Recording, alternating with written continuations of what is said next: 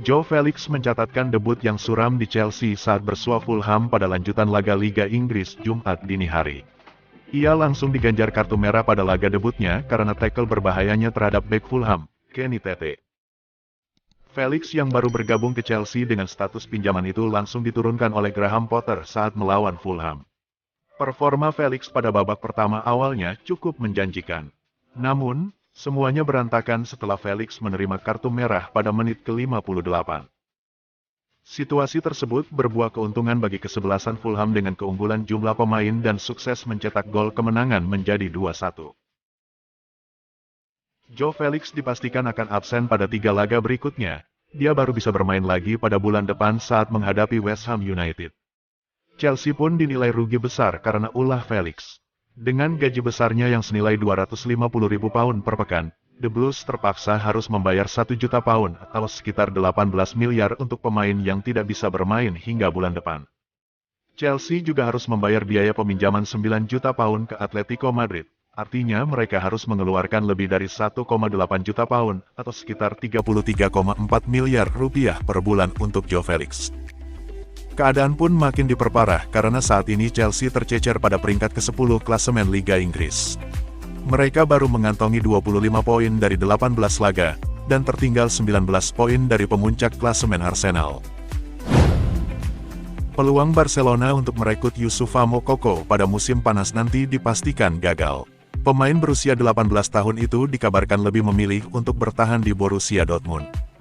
Dilansir dari Sky Sport, Youssoufa Moukoko tidak tertarik untuk bergabung dengan klub asal Spanyol tersebut dan lebih memilih untuk bertahan di Dortmund.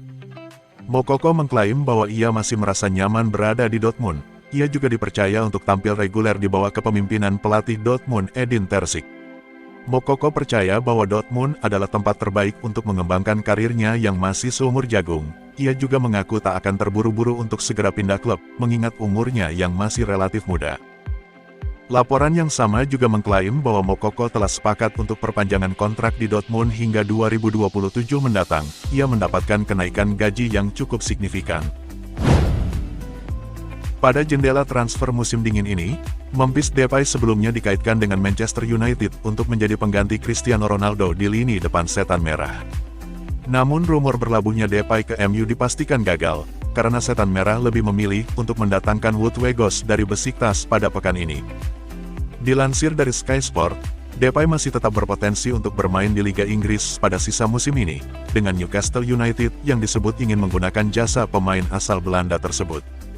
Laporan tersebut mengklaim bahwa Newcastle sangat tertarik untuk mengamankan jasa Depay dari Barcelona. Apalagi saat ini The Magpies tengah bersaing ketat di 4 besar Liga Inggris.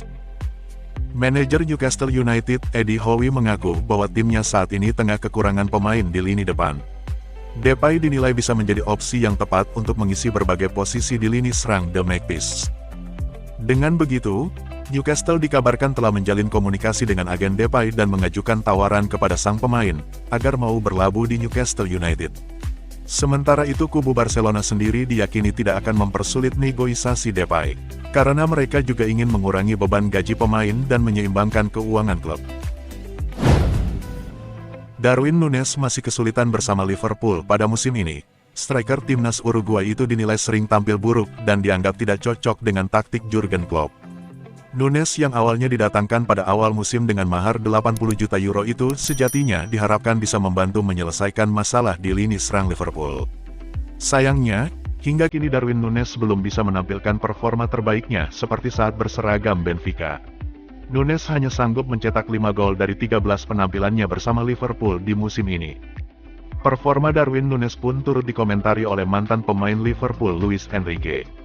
Ia mengaku belum melihat kualitas seorang striker top dunia dalam diri Darwin Núñez. Enrique juga menyebut bahwa gaya main Liverpool di bawah asuhan Jurgen Klopp justru tidak cocok dengan gaya permainan Núñez.